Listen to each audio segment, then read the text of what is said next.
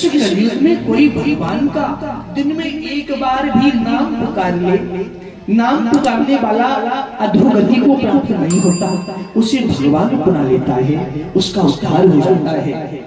जो और 3 युग हैं, सतयुग, त्रेता, द्वापर, इन युगों में हजारों साल बैठ करके साधना करनी पड़ती है।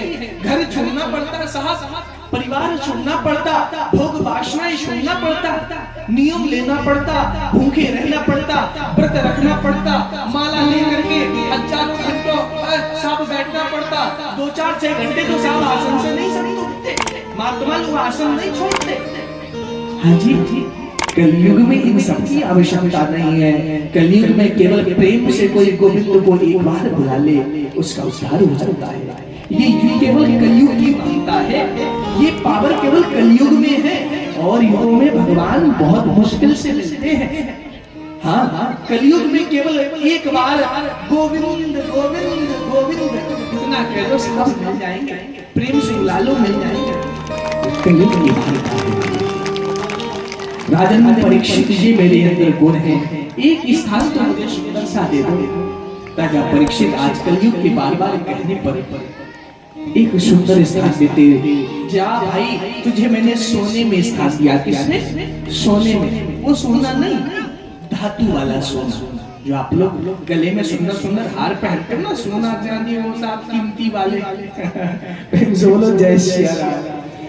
उस सोने में भगवान ने कलयुग को अवतार दिया, कलयुग को स्थान दिया। राजा परीक्षित ने कलयुग को जब सोने में स्थान दिया ना, भगवान के भक्तों ने पूछ दिया। श्री कृष्ण कहते हैं धातु नाम अस्मि कांचनम, गीता में लिखा है धातु नाम अस्मि कांचनम। अरे धातुओं में सोना मैं हूँ, वृक्षों में पीपल मैं हूँ, नरों में नारायण मैं हूँ। जब भगवान कहते हैं कि साफ धातु में सोना मैं हूँ, तो परीक्षित ने कलयुग को स्थान कैसे दे दिया? यहाँ पर विद्वानों ने वर्णन कर दिया, जो सोना आप अपनी मेहनत की कमाई से बनवाएंगे, उसमें भगवान वास करेंगे। ध्यान रखना, जो सोना आप गलत तरह से लेते हैं, किसी का लूट लिया, चोरी कर लिया, जबरदस्ती छीन लिया साहब, उसमें कलयुग वास करता है। कौन? कलयुग। इसलिए जो गलत प्रकार से धन आए उससे कभी सोना चांदी मत बनवाना, आपकी बुद्धि को बिगाड़ देगा, नष्ट कर देगा। हाँ जी, बहुत सावधानी से जीवन को जीना चाहिए।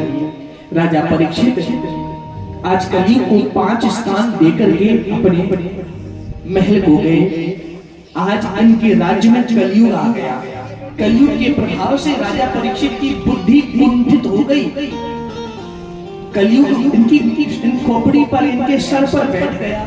राजा परीक्षित ने अपने जीवन में कभी शिकार नहीं खेला साहब, आज इनके मन में शिकार खेलने की कामना जगी। जंगल में गए, शिकार खेलने की इच्छा से एक हिरण के पीछे भागते भागते बहुत दूर निकल गए। परीक्षित को आज प्यास लगी, भूख लगी, पास में महात्मा जी का आश्रम दिखा। राजा परीक्षित उस आश्रम पर जाते हैं। महात्मा जी समाधि में थे, भगवान का भजन कर रहे थे। परीक्षित ने जोर से आवाज लगाई, भैया कोई है क्या?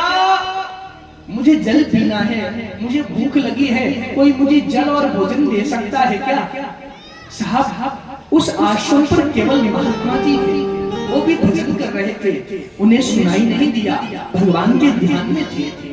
परीक्षित ने विचार किया, मुझे लगता है इसने मुझे देखा इसलिए समाधि में बैठ गया। इसने सोचा होगा राजा आया है, इसका स्वागत करना पड़ेगा, इसके लिए खड़े होना पड़ेगा, परेशान होना पड़ेगा, तो शायद ये नौटंकी कर रहा है, ये पाखंड करके आंख बंद करके बैठा है। देख लो साहब, जब कलयुग आपके सर पर बैठा होता है ना, महात्माओं में भी दोष दिखने लगता है। महात्मा कभी किसी का बुरा नहीं करते साहब, महात्मा तो करुणा स्वरूप होते हैं।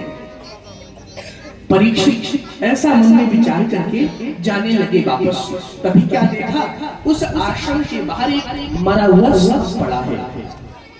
क्यों ना इस सांप को उठाऊं और इस महात्मा के गले में लपेट दूं।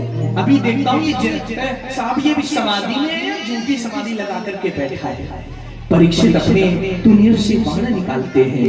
जो पास में मरा हुआ सर्प पड़ा था अपने बाण को उठाते हैं, महात्मा समीकी के गले में लपेट देते हैं। परीक्षित वहां से चले जाते हैं।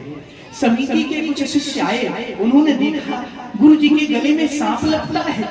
दौड़ लगा करके समीकी के पुत्र के पास पहुंच गए। महात्मा जी का एक पुत्र है, उम्र 17 वर्ष की है, बहुत भोला है, भगवान का बहुत भजन करता था, इसकी वाणी में बहुत पावर है, खूब इसके